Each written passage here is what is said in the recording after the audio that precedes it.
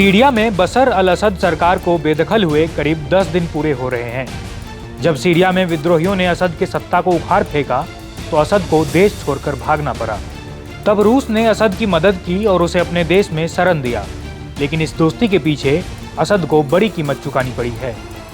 हाल ही में एक रिपोर्ट सामने आई है। रिपोर्ट में यह दावा किया गया है कि रूस से सहायता लेने के एवज में असद को सैकड़ों या हजारों नहीं बल्कि कई $100 मिलियन देने पड़े हैं। आइए आपको बताते हैं असद ने रूस से दोस्ती की क्या कीमत चुकाई है और रूस ने उसके बदले में असद सरकार की क्या मदद की है। दरअसल इस्लामिक विद्रोहियों ने जब असद को सत्ता से बेदखल किया तो ऐसा माना जाने लगा कि यह रूस की भी हार है, लेकिन इस हार की कीमत भी असद ने ही चुकाई है।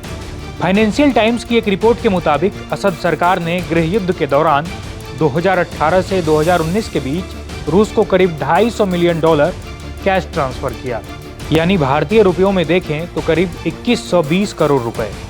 इस रकम को ट्रांसफर करने के लिए डॉलर और यूरो का इस्तेमाल किया गया था, जबकि इस दौरान सीरिया खुद विदेशी करेंसी के संकट से जूझ रहा था। सीरिया की स्थिति कुछ ठीक नहीं थी।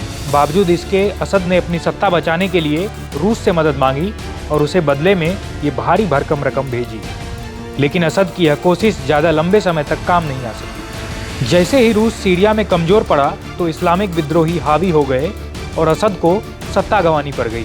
अब सीरिया में असद के सत्ता से हटने के बाद देश में अनिश्चितता के हालात हैं। असद देश छोड़कर रूस में है। असद के जाने के बाद सीरिया में अभी किसी की भी सरकार नहीं है। Bureau report, India.com।